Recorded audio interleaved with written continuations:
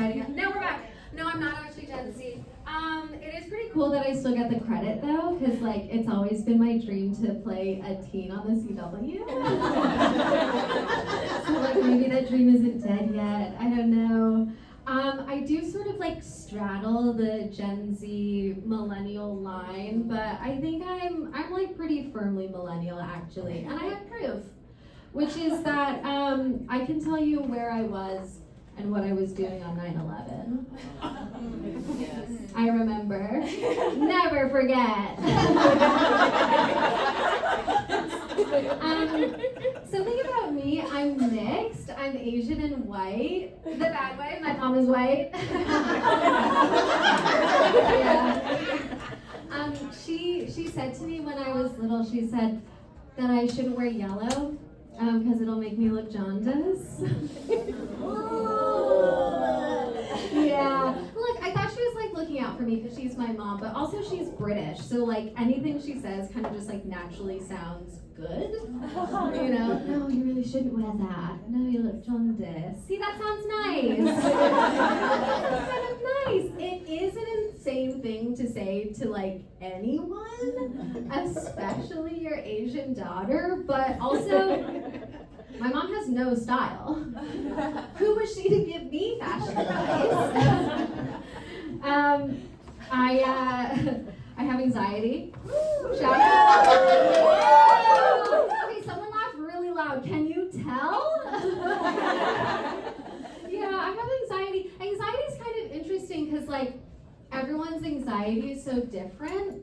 Like mine is like, oh no, I've done something wrong. I haven't even done anything and I've done something wrong. I can be at the beach with my friends and I'll hear the lifeguard whistle. And I'm like, yo, it's time to come in, we're too far out. We're not even in the water. I'm sunbathing, that's anxiety. When I was a kid, I was sort of like a know-it-all at a show-off, and I was good at everything. Yeah. Still are, baby. Thank you. Yeah. No, I was all of those things, but I also thought that I was doing everything wrong. So I had to prove that I was right, and like I needed everyone else to know it too. So I'd be in dance class, killing it, obviously. And I would have to stop the class and be like, hi, yeah, is this actually a 5-6? Is the look on 6? Or is it just a 5? We're looking on 5. I knew what it was, but Dylan in the back was fucking up. And I wanted to get to nationals. Someone had to tell her. I would also, I would correct people's grammar all the time. Everyone loves that. Yeah, I'd just be like walking around like, actually, it's Jake and I. I would say this to my friend's parents. Yeah. Basically, what I'm trying to get at is I was annoying as a kid. Yeah. Some people would argue that I still am. Mostly that's just my brother, but we don't have to trust his opinion. He's a Disney adult.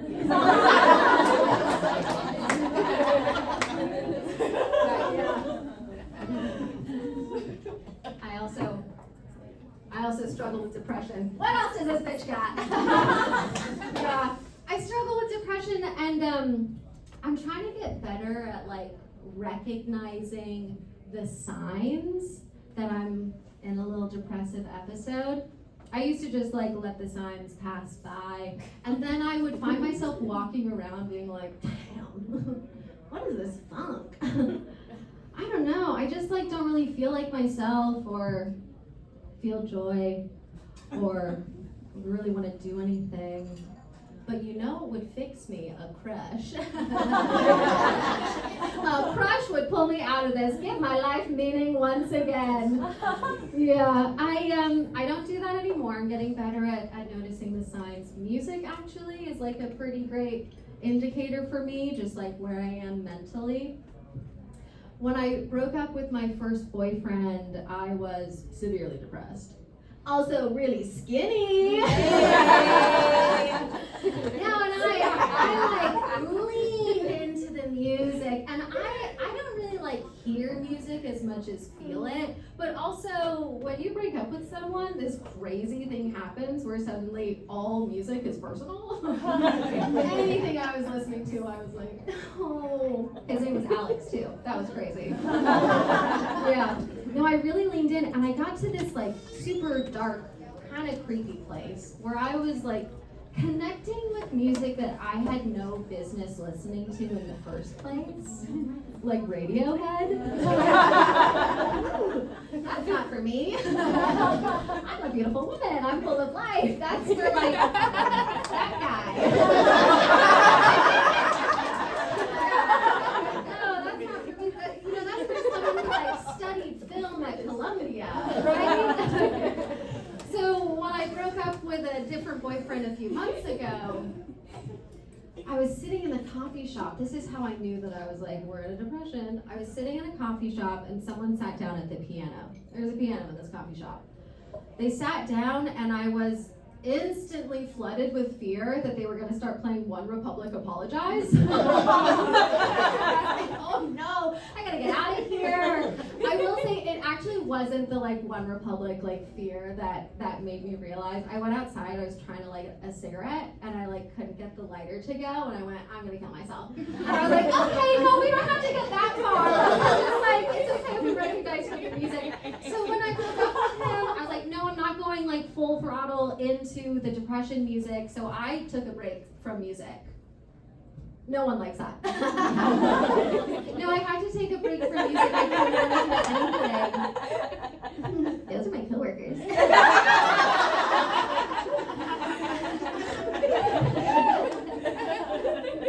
I took a break from music and I discovered podcasts. Y'all know podcasts? They've been out for like a really long time.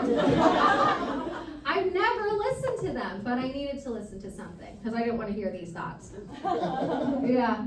No, I also think that music is a pretty good indicator that I'm coming out of a depression because I caught myself like singing to myself the other day and I was like, oh my gosh, that's so sweet. I want to do it again. But what that means is that I'm like one really good depression away from like a debilitating crush. A crush is so crazy. I lose my mind, but they're so fun.